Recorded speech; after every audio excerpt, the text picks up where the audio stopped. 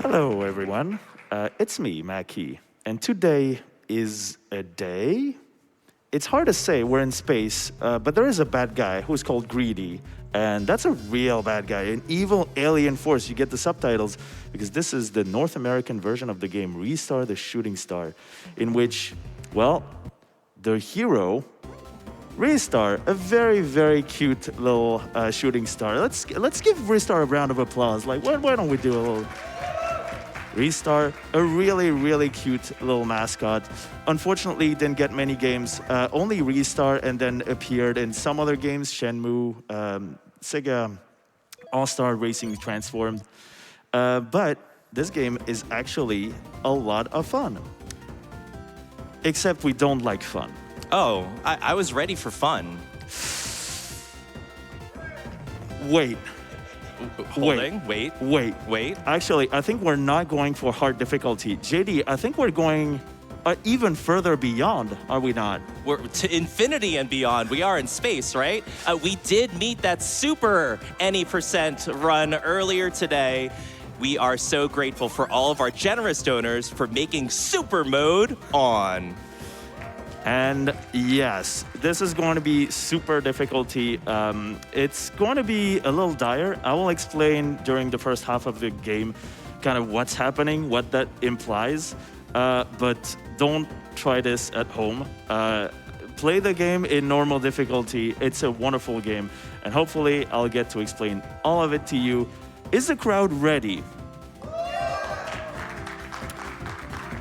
Very well, then I think we will begin in 5, 4, 3, 2, 1. Restart. Oh, whoops.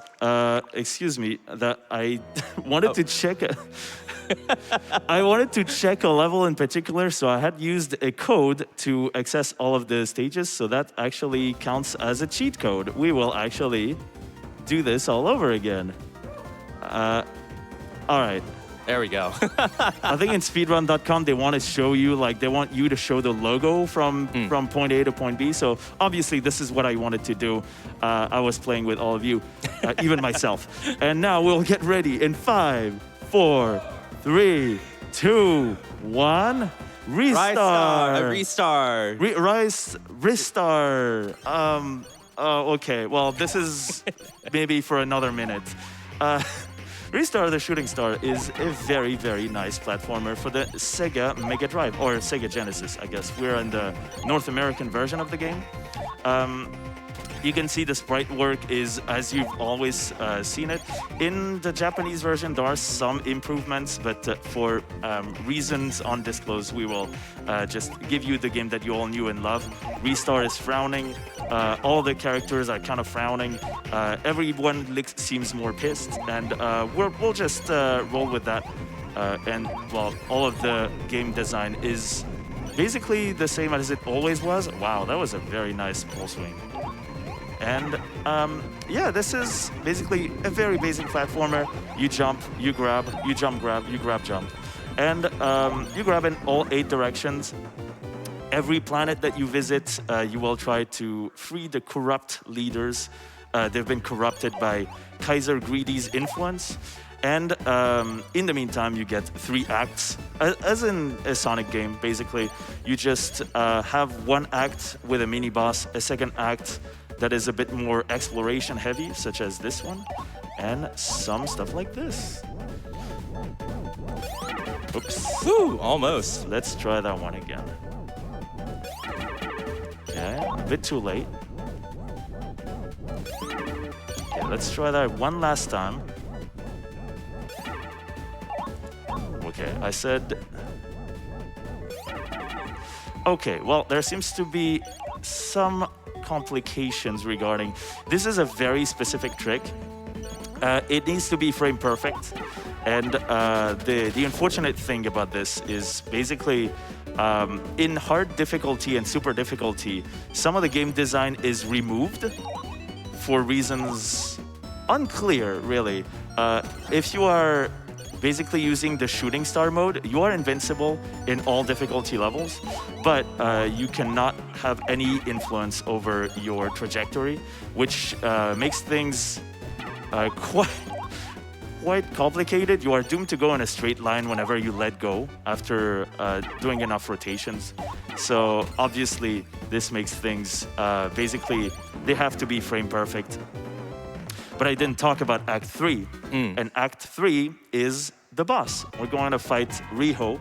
And there's actually a way that we can quick kill Riho by staying high enough. I'll see if I can get it. In the meantime, enjoy the sprite work, the wonderful, wonderful sprite work. 1, 2, and 3. Wow, that went very, very well. Well done. Okay. So right now we've freed planet Flora. You're going to see basically all of the planets. They're going to be explained in the little victory screen. An incredible victory screen, and also insane work by Tomoko Sasaki, who's done the OST of this game. You can see with also that wonderful animation of Ristar basically reaching third cosmic speed. Sonic, watch out.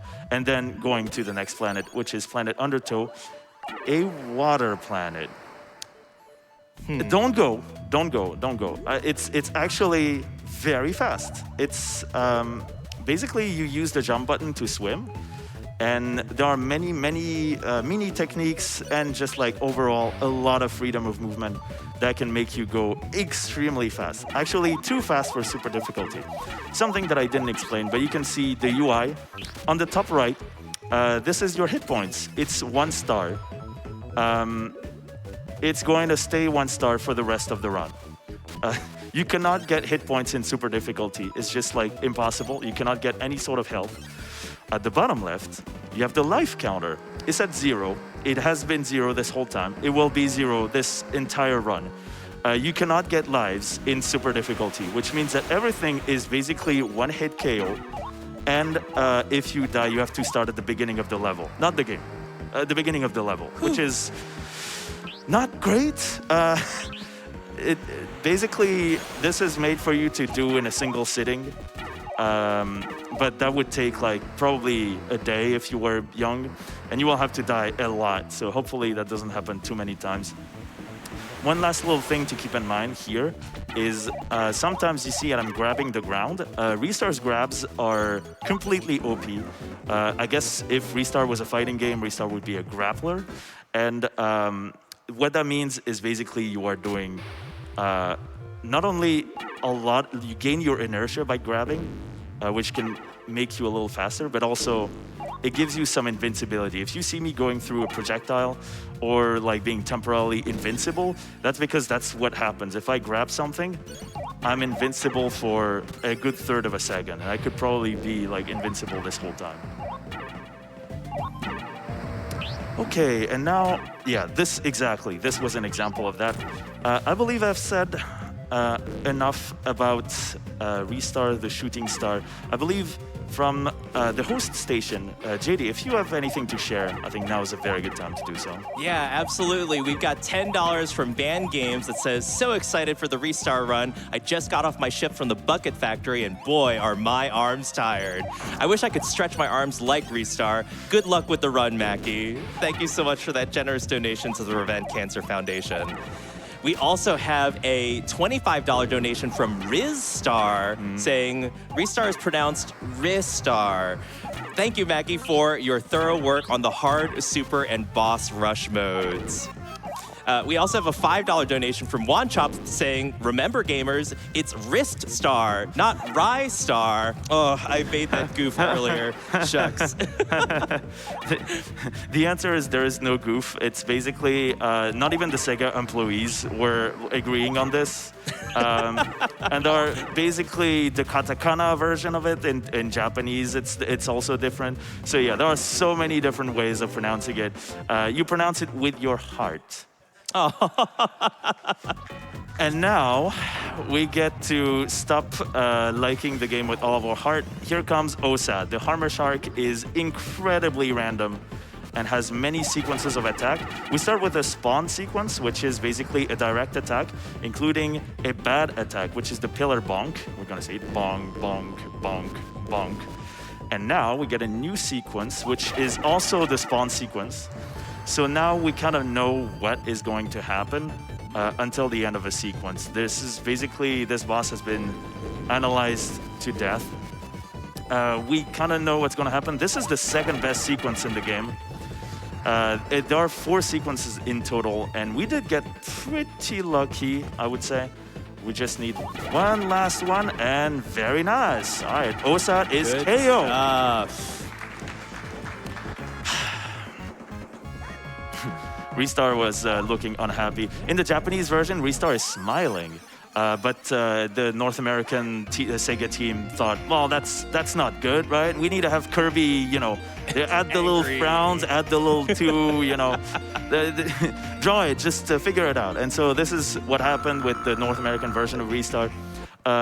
It is actually making things slightly more complicated. This upcoming stage is going to be slightly different, but also very, very tough because, again, if I touch anything, I die, and I go back at the beginning of the stage. This is where it's gonna start to be a little technical, and I really need to make no mistakes here. So let's see.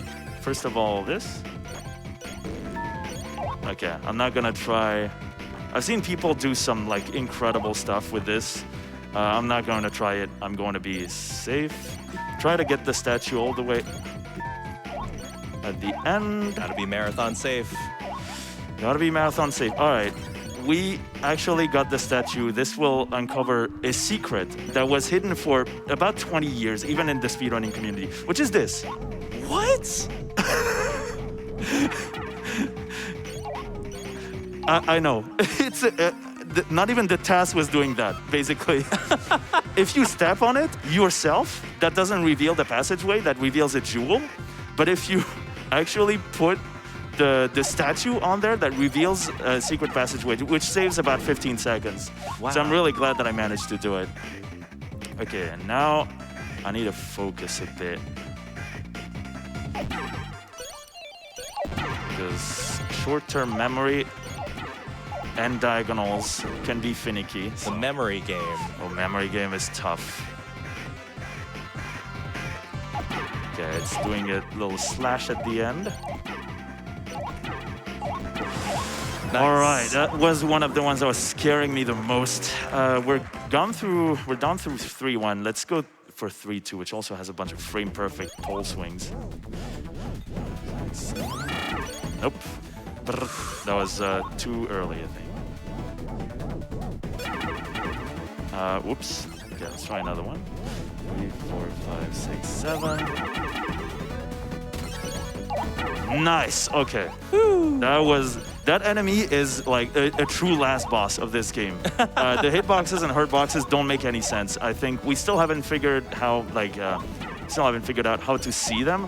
But I think if we were to see, we would probably have trouble sleeping at night because this grabbing it at all is impossible. The only reason why I managed to do it was simply because I was invincible from the shooting star mode. So 3, 4, 5, 6, 7. And we got a pretty good bounce for the final pole of this 3-2. We also managed to do it damageless and deathless. So here comes the final one of this planet, Adahan, the true last boss of the entire game, in my opinion. Getting there is gonna be the battle. Okay, wow. Okay, we have a right to fight Adahan, which is actually a lot harder than it actually seems.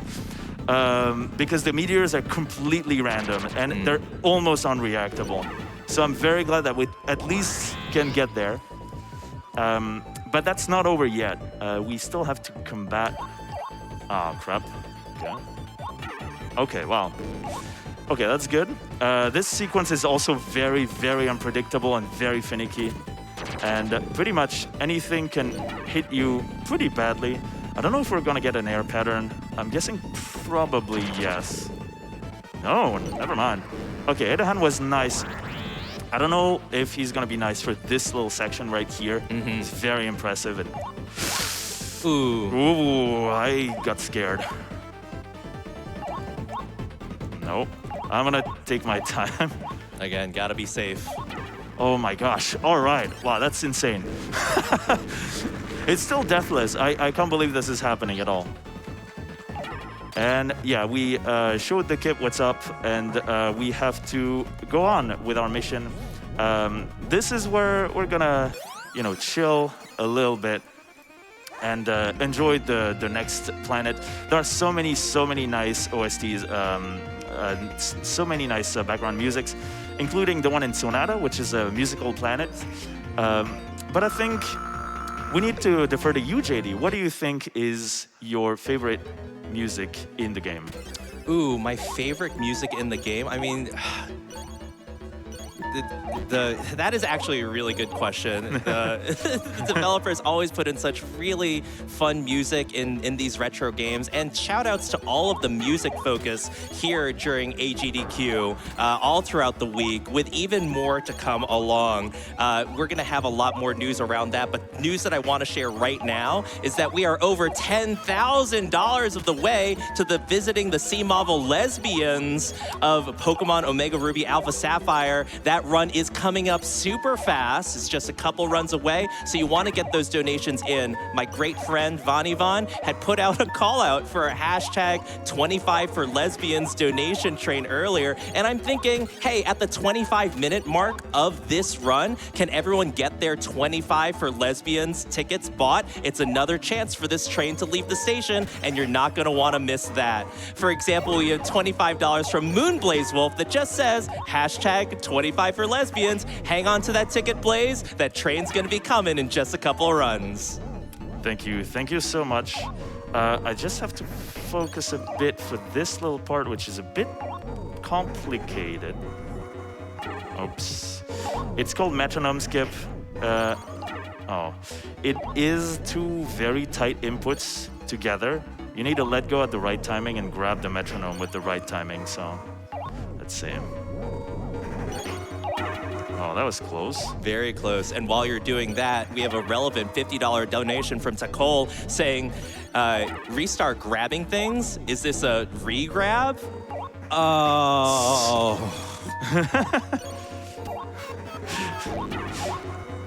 All right. And speaking of which, by the way, I did put runner's choice to visit the C-Marvel lesbians, so Yes. as they say in French, bravo les lesbiennes. Bravo les lesbiennes. Yes. Okay, this is the part that's gonna get a little complicated because I don't have the musical notes. Wow, I'm still doing quite well. Whew. I'm not knowing which head is attacking because that's a specialty of the North American version. I think it's the one that's there. I get what you mean, though. Well done so far. And so, yeah, I think initially this was meant to be kind of a musical minigame. But it was so confusing that they just removed all of the musical notes, so you don't even know which head is going to attack. Fortunately, we did get past that point. We can go to 4-2, fortunately. Fortunately. We also have a wonderful $20 donation from FM Chubb saying, I melt down my favorite candy into a sludge I call Ristar. I love GDQ. Thank you all so much. All right. Okay, so we're going through the top here. We're not supposed to do that. We're supposed to go through the bottom, but there is a ballerina, and the ballerina is the second true last boss of this game. There are a lot of true last bosses. Yeah, I was gonna say, wait, another true last boss. Wait, hold on. Yeah, it's like in Final Fantasy VII, there's like the ruby weapon, the emerald weapon. Like that. This is kind of that kind of deal. Oh. I tried something. Unfortunately, it didn't work, but yeah, I'm gonna try it again because I am like this. But yeah, let's get some love for Mackie.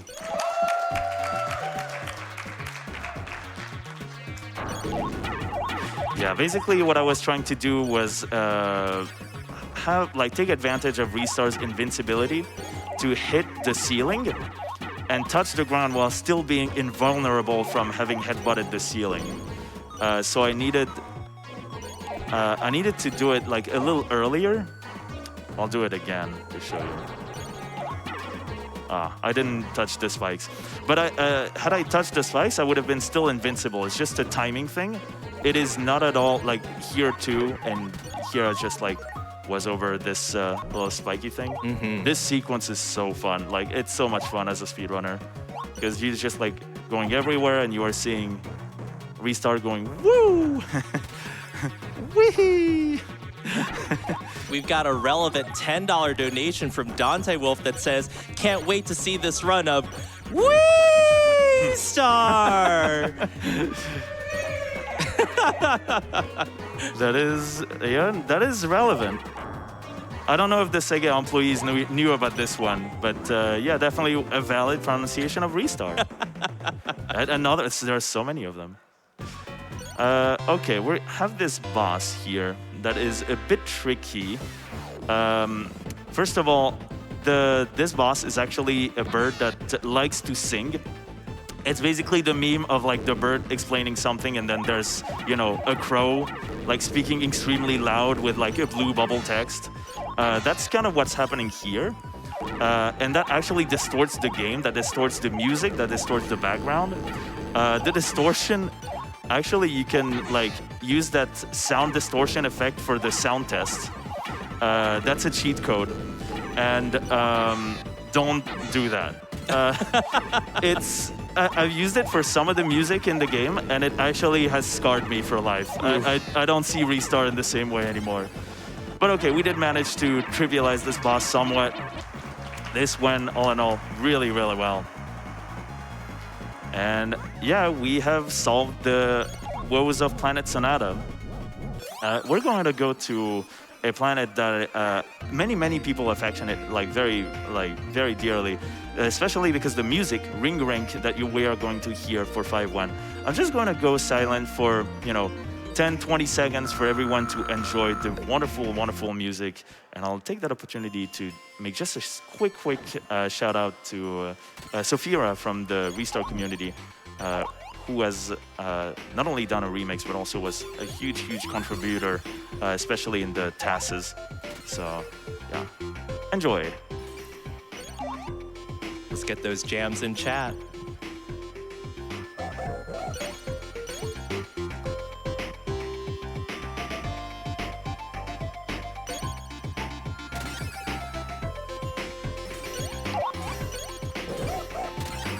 Okay, we're gonna we are getting attacked by a bully called Waoi, and we are going to, well, first of all, disarm the situation. No, come on. No. Okay. And now we're going to go through an even deadlier match, which is a snowball fight. And this is actually very tricky. There's a chance that... Ooh. Oh my gosh, that was... You tried. Okay, so that's a super fast snowball. That's a second one. And that's a third one. Well, these are all 2-frame windows, so I'm very glad that I eventually disarmed the situation. Well done. At the speed of light, if needed be. But yes, we are done through with 5-1. We're going through 5-2, which is another water stage. It's going to be very nice. But I think nothing much to say about this. I think if JD, you wanted to share something, I think now is a perfect time to do it. Happy to do so. We have a generous $25 donation from Ristar2 saying, just a reminder, this is all because Ristar got woken up from a nap early. Always donate for my namesake game, Less Than Threes. Thank you so much for that. And we have a $5 donation from the Sapphic Situation saying, great to say Ristar back at GDQ again. Best of luck to Mackie on the run. Now, let's see those lesbians. That's right, folks. We are now over $11,000 of the way to the Pokemon Omega Ruby Alpha Sapphire incentive of visiting the Sea Marvel lesbians. Thank you so much for that donation, Sapphic Situation, and let's get that incentive met, everyone. I know we can do it! Whoops. Okay, there's a lot of randomness in this stage. The position of the fish is random. Everything is random. Some of the turrets actually shoot at different intervals. Sometimes they're synced up, sometimes they're not. And also this part is a bit scary. But the biggest one is going to be, by far, the ice slopes. which is a little technique. So this planet introduces us to two different like new mechanics, which is the ground, the slippery ground. Even if you jump, you don't regain your inertia. But we also are introduced to slippery ceilings that we can't grab. So we can reset our inertia by grabbing the ceiling. So they're still useful in a very specific way. Exactly, they're useful only here. And I did it like really well, like holy cow. Yes. All right, I'm glad we are down to 5-2. There was a way that I would fall, and the enemy at the bottom had respawned. We were at the very end of the game, like of this stage. So I would have had to do it all over again. Okay. Unfortunately, this is not the Japanese version, so you don't get to see a cat monster. You get to see Itamor, Itamor lunch. That's the actual name. That is the actual name of. I'm not even. the joke is not even my credit. It's basically called Itamor lunch. And Itamor lunch is completely deterministic. It is a cat in the Japanese version because there's some sort of folklore or like cultural element that if someone is like cat tongue, that means they don't like hot food. But that didn't really translate well, so we get the North American version, which, you know, has this. And goes like wow, wow, wow, wow, every time I feed it. Actually, what do you think this is? Pizza? Curry? It's some kind of soup. It's Maybe it's cereal? Oh no, wait, hold on. Is soda soup? Is cereal a soup? Discuss. All right, we've done it. Okay, and then we say goodbye. We are reconciled through the power of snowball fights. And we are going to go to the final stage in the game. Already. That one is actually going to be also very complicated. Sixth one, actually, there are many ways that the first stage that we're going to see is going to go haywire. I could lose my inputs. That happens like very rarely, but that does happen. And you can see, not only is the background Kafkaesque, nothing is making any sense. It's very weird. It's basically like technology, but to a point where it like doesn't make sense anymore. Even through this like wonderful techno music, or industrial, I guess would be a better term. I got a bit surprised. The visual feed got cut out, but I'm gonna do what's called metronome. Oh yes, okay. Help. There are many enemies. All right. Oh no, there's still... No, my God. Oh boy. Okay. Oh no, not this Linky. Okay, I'm good. Oh my gosh. All right, that was very complicated. Good work. Oh my gosh, not this Linky, please. A phrase that you don't expect to hear on a Saturday morning, but nonetheless, here we are. This Linky is the true last boss of this game. It's the one that you get to fight after you defeat it, like you perfected all of the other true last bosses. It's true, I don't make the rules. But yeah, now we have finally done all of this. We're gonna go to Commander Hat. A term coined by Breakdown, who was actually one of the first speedrunners of this game. And Commander Hat has a hat and 5 hit points and 4 patterns. So right now, I know that we have gone through 3 patterns. I know the 4th one because it's going to be the remaining one. And I know the 5th one because it's going to be the first one that we saw at the very beginning of the game. So a true cycle. Yes, it's a true cycle and it repeats indefinitely. Normally you're not supposed to notice, but it actually makes sense once you speedrun this game a couple hundreds and hundreds of times. Of course. 5-1, 6-1, wow, is done. I am, relieved, positively. And we're gonna go to 6-2. There's not much that is happening here. We're just completing a bunch of tiny rooms. There are ways that this could go south, but I think in the meantime, JD, if you'd like to share something. it's a perfect time to do it. I would like to share something. We are now almost 27 minutes in, so that means that everyone that hopped on to the 25 for lesbians $25 donation train at 25 minutes into the run is indeed leaving the station. Some folks who are on this train include Calamity Nolan, who donates $50 that says 2 tickets for Pokemon Alpha Sappho. And we also have $25 from Kate the Gray that says shout outs to my beloved partner Rosa, who watches bits of GDQ with me. I'm in lesbians with you. Thank you so much, Kate. And we have $50 from Starry Joy that says we gotta go visit our C Marvel aunties. They were going to give me Pokemon contest tips. Thank you so much for that, Starry Joy. You and another person are indeed on that donation train, and we are almost $12,000 of the way to that $40,000 goal. Let's keep that momentum, everyone. Let's see those lesbians. I'm in lesbians with you. I understood that reference. Yes, indeed. Literally how I feel. All right, we're getting close. There's just going to be this little section that is a bit timed because like all these missiles, they correspond to a very specific cycle. If you try to grab the missile, you can. Then you throw it, but it's still facing the wrong way, so it will go towards you immediately. And if you try to hit the turrets, they'll go like bonkers and they'll try to hit you. And we have this final one. I should try something that is called the Ristar strat. We've heard Ristar's donation a little earlier. Someone who got pretty active and tried to add some of the task strategies into speedrunning, like real-life speedrunning, which was definitely real-time, which was definitely super, super useful in a variety of ways. Some shout-outs, I think, are in order. Definitely shout-outs to Chubbis, who was there for Ristar 100% at GDQ.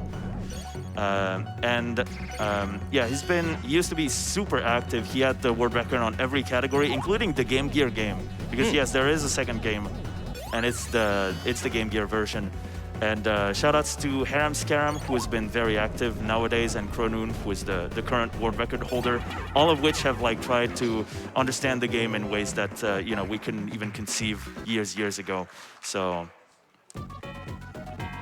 and now. Uranim. Uranim is incredibly strong, and also there are a lot of little complicated intricacies to get about this character. I just interrupted what's called the tackle, so now the rest of the planning is going to be jump, punch, and now I'm standing away. We didn't get a tackle. We get Hadouken because I was from a distance.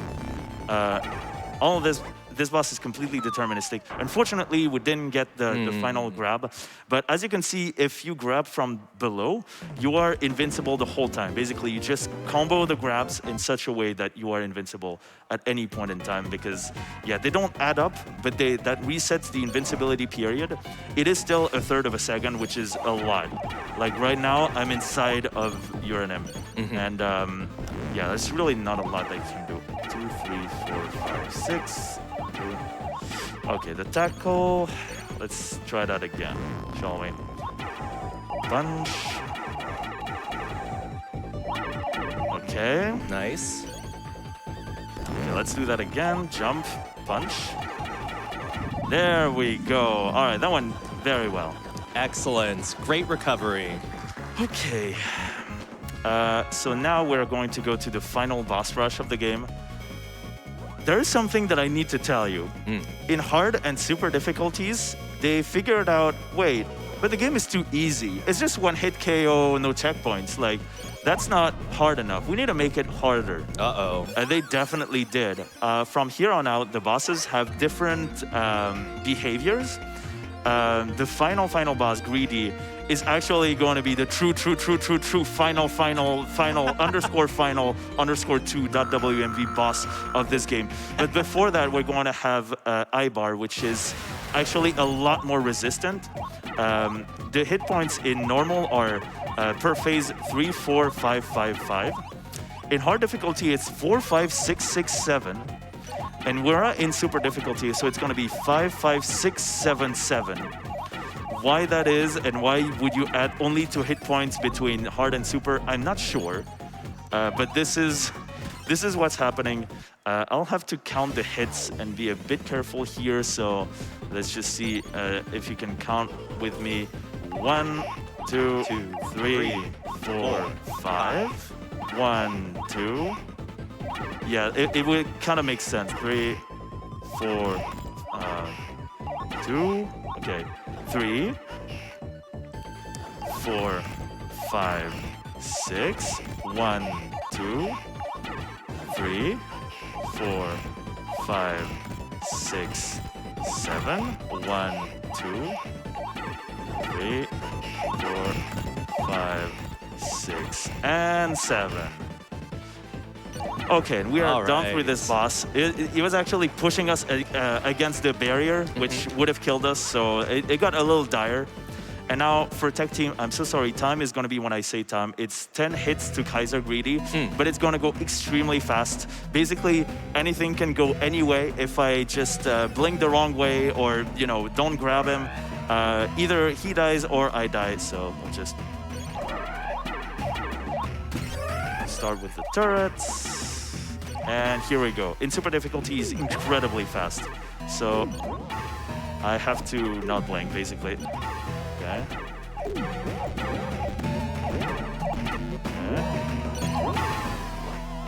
And second phase.